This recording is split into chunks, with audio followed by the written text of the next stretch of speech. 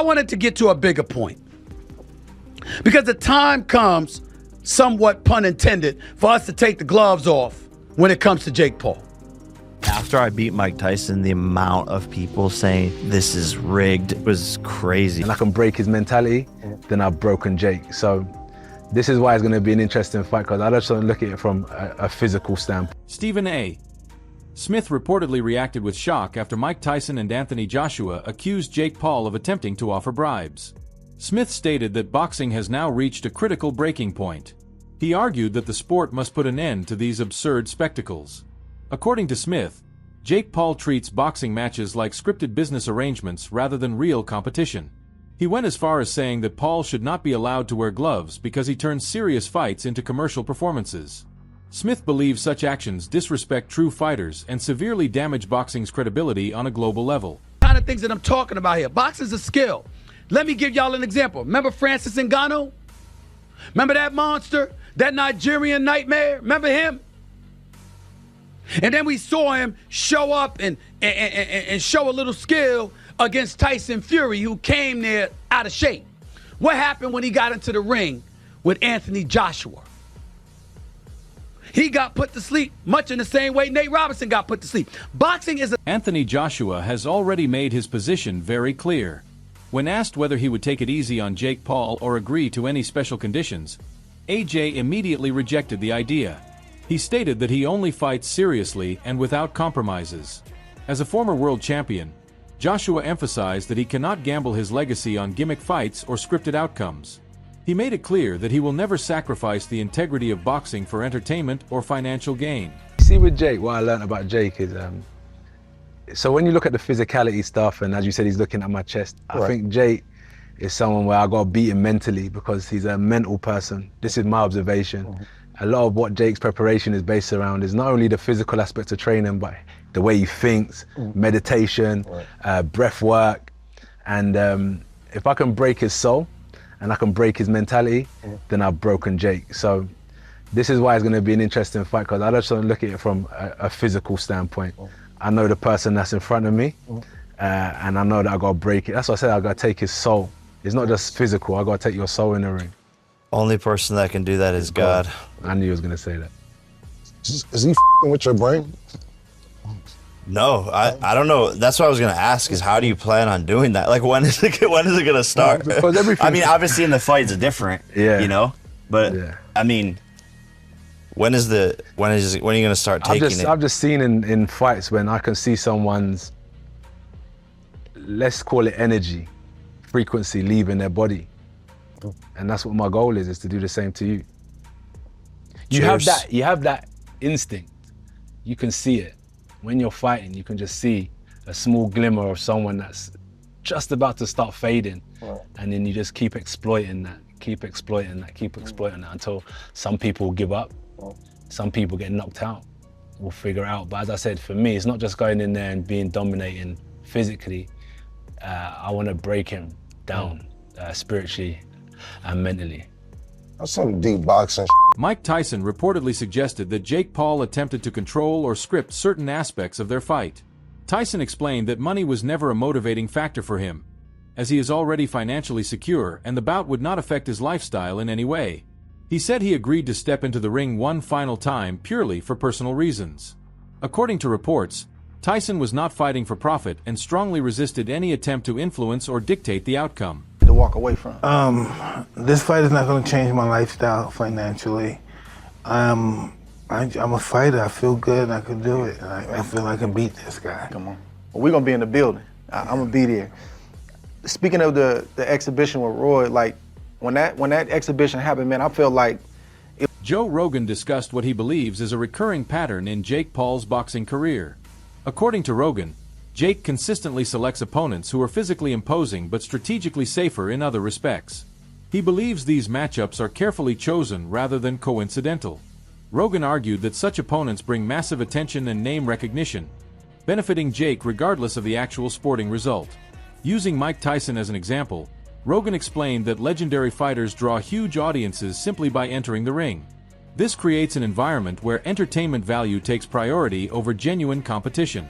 He hinted that outcomes often appear to favor Jake, leaving fans questioning whether these fights are real contests or carefully managed spectacles designed to maximize profit and exposure. The thing with that guy. Well, it's like Matt always says, play to your strengths. Yeah, no but doubt. you know, you got to take that payday. I mean, what did he make out of that fight? He probably made $10 million or something. Yeah, and Jake Paul's very smart, man. Like he gets guys that he's bigger than, the only time than. he fought another boxer his size was He Tom lost. Fury, and he lost. Tom Fury, Good fight. Tommy Fury. Very Tommy good Fury, fight. yeah. Very good fight. You know, I think he's like any other young up-and-coming boxer. It's just everybody dismisses him because he's a YouTuber. For sure. Disney It's Channel. easy to dismiss him, but I was there when he knocked out Tyron, and I was like, man, I'm done with this kid. I was like, I never wanted to corner another fight in my life, man. I was like, yo, he just knocked my boy flat out. Jake Paul responded to these accusations by completely dismissing them. He claimed that people are inventing stories because they cannot accept his success. According to Jake, allegations of scripted fights are excuses made by critics who refuse to acknowledge his growth as a boxer. He emphasized that boxing commissions strictly regulate these events and would never allow illegal manipulation. Jake insisted that every opponent enters the ring by choice and that he trains intensely to earn his victories. He believes the constant criticism proves that he has disrupted the boxing world and forced traditional fans to face a new reality they are uncomfortable with. Beat Mike Tyson, the amount of people saying this is rigged was crazy. They like showed this clip of Mike Tyson going to swing at me with a left hook, and he like stopped doing it, but saw I had my right hand up. So he would have like swung like this, I catch it and shoot. He's leaning forward like I could have knocked him out. So that's why he stopped throwing it. And it's like they play this one clip and it has literally 50 million views on TikTok, but the average... The Jake Paul versus Anthony Joshua fight revealed a clear and dangerous mismatch from the very beginning. Former UFC champion Michael Bisping reacted strongly, stating that Jake Paul was nowhere near the level required to compete against an elite heavyweight like Joshua. He described the fight as a lesson in real professional boxing, where timing, skill, and experience determine everything. Joshua's punches were precise and powerful, clearly exposing the massive gap in class. Bisping stressed that the outcome was inevitable, as Paul lacked the defensive skills, ring awareness, and overall tools needed to survive against a world-class boxer of that caliber. No, that wasn't the case at all. What we saw, in my humble opinion, because I'm a big Anthony Joshua fan. Of course, I've been a supporter for the longest time. A rather lackluster, unmotivated Anthony Joshua that didn't look like he was being particularly nasty, right? A lot of the time he was out of range, and okay, it is hard to land a shot on someone that's backing up and moving away the whole time. And there was a lot of times where he had him in the corner and he could have thrown a shot. And sometimes he was telegraphing his shots. And anytime he did go in to throw a punch, as I said before, Jake Paul would shoot in and turn it into a wrestling match. And even when he wasn't shooting in, he was clinching a lot. This is boxing. It's not MMA, as we know. The referee should have done a much better job of getting in there and separating them much, much faster. As I say, it was the 6th round. I think it was the 4th round he got dropped twice. In the 5th round, he got through it. In the 6th round, caught him with the jab, a glancing right hook, he goes down, and that was that. That was all she wrote, right? I did a live. There was about 9,000 people watching at one point. Nobody was particularly enjoying the matchup. Listen, okay? I respect both men. I respect anyone really that steps into the ring, okay? And certainly going up against Anthony Joshua, that was a tall task, okay? You know, metaphorically and figuratively, right? It was a tall task. It was a big job. It was a tough opponent. It was a mismatch, and it was, right? Jake Paul never worried Anthony Joshua once. He never rung his bell. He never caused any damage. He never had him worried. He never did anything. It wasn't a fight. It was a display of how long can Jake Paul last? Can he run away long enough to... Critics argue that influencer boxing has fundamentally altered the foundation of the sport. With YouTubers and celebrities entering the ring, the focus has shifted away from technique, discipline, and legacy toward views and revenue. Many believe that fights are now built around hype rather than genuine skill. Boxing, once defined by mastery and dedication, is increasingly seen as secondary to marketing strategies. These events generate enormous income through sponsorships and streaming deals, leading to accusations that financial success matters more than competitive integrity. For traditional fans, influencer boxing feels less like a real sport and more like staged entertainment featuring influencers wearing boxing gloves. boxing's pretty rigged overall. Oh, yes, Rick, dude. I mean, so many politics, even with, MMA, man, there's so many politics. There's no more art anymore. It's just, let's get an influencer in there. I get it. It's like generating money because our attention span is so short. You look at clips now, it's like 7 seconds. I saw a dude slamming a lady the other day, and they were like, oh my God, that dude is, I'm like, well, what the do? I'm just gonna pick somebody and slam them. Where's the whole video? And our attention span is just so small. So money talks, of course. Yeah, let's get an influencer in there who has no style, but The fight between Mike Tyson and Jake Paul received intense criticism from both fans and analysts. Many felt the bout appeared unnatural and overly controlled. Tyson's legacy as one of the most feared fighters in boxing history made the performance even more difficult to accept. Viewers questioned why Tyson seemed restrained and why moments that could have shifted the fight never occurred. For critics, this fight represents everything wrong with influencer boxing. It strengthens the belief that legendary fighters are being used to legitimize modern spectacles rather than compete authentically. As more footage circulated, scrutiny increased. Observers pointed to moments where aggression appeared limited and the pacing felt calculated. The rhythm of the fight did not align with expectations of high-stakes boxing. Although no concrete proof exists, these visual cues continue to fuel suspicion and keep the debate alive. Netflix is currently being sued over their Jake Paul-Mike Tyson fight. And it's not because people think the fight was rigged, though I have questions, and that's what we'll get into. It's because it didn't work. And a lot of people were buffering and unable to watch it despite signing up to pay for it. Now, the bigger question I have about this fight is how come no one is suing over the fight being rigged? There's a lot of questions, and there's evidence piling up that suggests it may have been somewhat rigged. Now, there's varying degrees of arguments. The first is that Tyson was required to complete 8 rounds for money. Some say that's how it was rigged. He's not going to go all out to shut down Jake Paul because he wants $20 million. Others have said he was told he's not allowed to do uppercuts because that would end Jake Paul and probably hurt him very badly. Those are the two principal conspiracies, I suppose. One is that Mike Tyson actually pulled his punches completely and tried to avoid fighting, which falls in line with that first conspiracy, I suppose, of rigging. Now, of course, my friends, if you watched my video from before the fight, I thought it was going to be rigged for Tyson. Jake Paul doesn't look good having beat up an old man. I'm like, they're going to do something to have Mike Tyson win in the later rounds, and that way it'll be like the boomers and the Gen Xers who love boxing will see the champ fight one more time. Jake Paul is a young man. There's no harm in a young man losing to the great Tyson. They might say you got beat up by an old man. He'll be like, it was Mike Tyson. But maybe Jake Paul's got too much of an ego for that. So I was wrong. What I was right about, I was half right. I said if Jake Paul wins this, people are going to be pissed. And it sucked. Nakisa Badarian stepped forward to counter the criticism. He firmly denied any form of scripting or manipulation, stating that such practices are illegal and impossible under professional boxing regulations. He argued that Jake actually performed better than the judges reflected in several rounds. According to Badarian, criticism and losses are part of the sport, especially when a fighter is extremely popular. He believes Jake has gained even more supporters despite the backlash. In his view, hatred naturally increases with fame, and Jake's rising profile inevitably attracts controversy regardless of the facts. It's Anthony Joshua.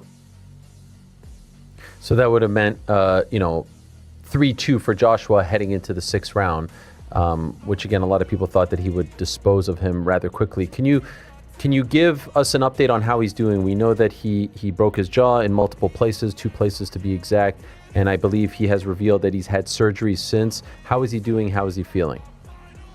He's doing great. Obviously, there's periods of time during the day where there's a lot of pain, periods of time where there is no pain actually. Recovery process is 5 to 6 weeks, and he's focused on coming back as a boxer in 2026.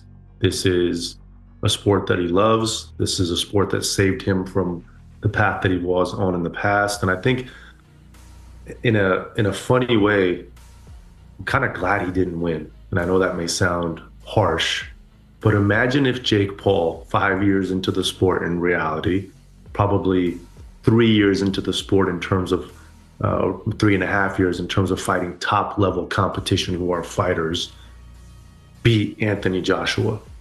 What would be the motivation to continue to get better? to double down on your training, to grind even harder, had he had beaten Anthony Joshua. So Jake always says the best lessons or the best wins are from your losses, and I believe that happened with Tommy Fury, and I 100% believe that happened here. Because if Jake is truly passionate about this sport, he now realizes that he has to even commit more time, more resources, more days into elevating his craft. So you know, the injury obviously is different than your typical injury, because obviously it's right there. That's where you're getting punched, and as we were talking about with Eddie earlier, like that could sometimes change the trajectory of one's career. And there are some people who don't come back. Some do. Some have had great careers after breaking their jaw. Is there any part of you after seeing that says to yourself, hey man, you've made millions of dollars. It's been incredible. We built this thing. It's lasting far longer than your career, right? MVP can be a thing with or without Jake. You saw the event in July. We don't need to do this anymore. You proved your point. I don't want to see you get hurt. I think that's all. Jake Paul's behavior before the Tyson fight became another source of suspicion. He publicly stated that he knew he would win even before entering the ring. While confidence is common among fighters, critics felt this certainty went beyond normal belief in preparation. His calm demeanor and assured statements led some observers to believe the outcome was already decided in his mind. After the fight, Jake's reactions further fueled skepticism. His body language suggested satisfaction rather than exhaustion or emotional release. Fans compared this to traditional fighters who often display intense relief after difficult battles. The contrast deepened doubts that the fight carried real risk. While supporters saw maturity and composure, critics interpreted it as evidence that the fight lacked genuine uncertainty. The fight between Jake Paul and Julio Cesar Chavez Jr. also sparked widespread disbelief. Julio appeared unusually passive throughout the bout, throwing very few punches and applying minimal pressure. Many viewers felt he was merely present rather than actively competing. This fueled accusations that the fight was never meant to be truly competitive. Fans struggled to understand why an experienced fighter would show such low urgency unless motivation was lacking. Tyson successful. That's a really interesting choice, because it is a choice. And if you look at 90% of fights out there and you ask the person what's going to happen, they speak about what they're going to do physically. You know, I'm going to knock him out. I'm going to give him a beating. I'm going to win. Something about their capacity physically. But this is Mike Tyson successful. And if you really think about that, if you look at this fight and look at the outcome, I would say since one half left with $40 million and the other half, the sum that's being talked about is $20 million, yeah, I would say that's pretty successful. Basically what I'm saying is that the adjective successful doesn't necessarily speak to the result of the fight. It doesn't necessarily speak to his capacity in the fight. It could be successful monetarily. It could be successful in the sense that he lasted at his age 8 rounds, so he feels like that's a personal success. Then he says victorious, which I guess is much more related to him suggesting that he's actually going to win. He's going to be the victorious one in the fight. And it's interesting that he said victorious as opposed to I'm going to win, I'm going to knock him out, which is a more concrete promise, quote unquote.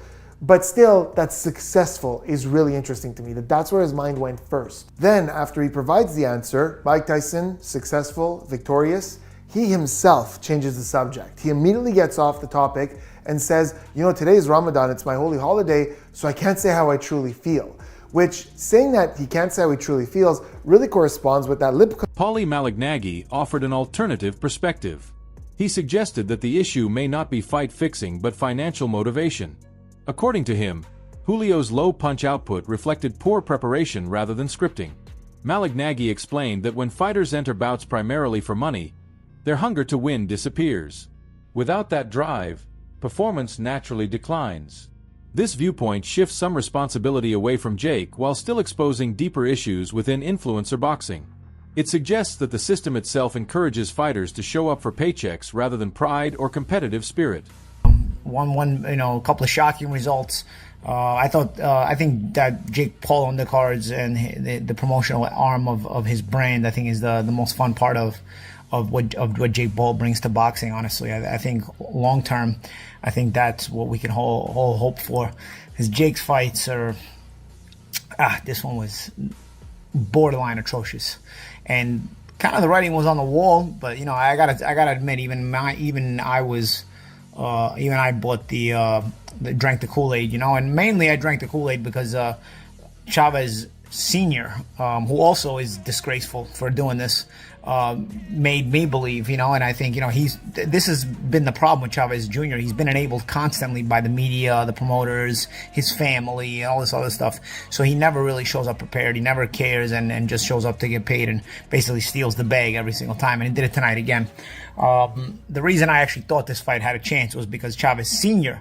Guaranteed us that his son was motivated and was having a training camp. So as much of a Hall of Fame career as the father had, the con artist, I guess, must run in the family, because Junior's been a con artist his whole career, but at least he's been enabled through it, But now the father doing this, I mean, you knew already your son wasn't going to be ready. You put your own reputation on the line and sold us this crap.